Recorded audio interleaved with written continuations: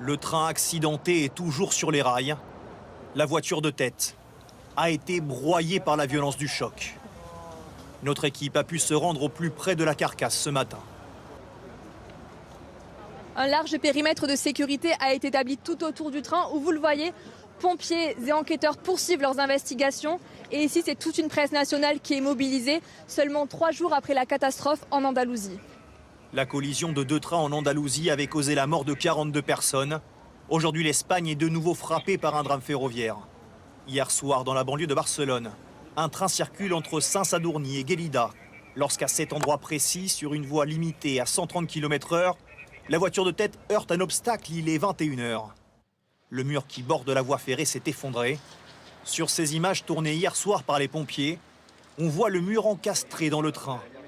Le conducteur est mort sur le coup.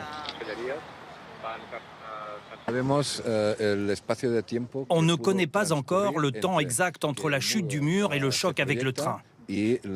Quand on analyse la situation, on pense que le conducteur n'a pas eu le temps de réagir, mais ça reste encore une hypothèse.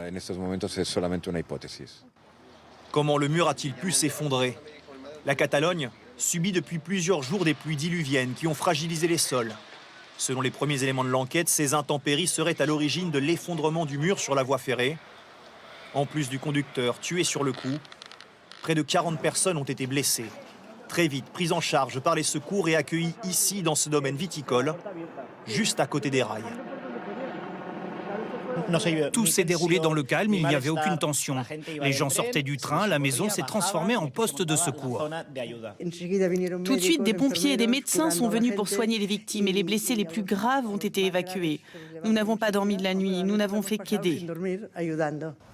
La plupart des blessés ont été emmenés vers les hôpitaux de Barcelone. Les autorités catalanes ont déjà annoncé que toutes les voies ferrées de la région sont en train d'être contrôlées.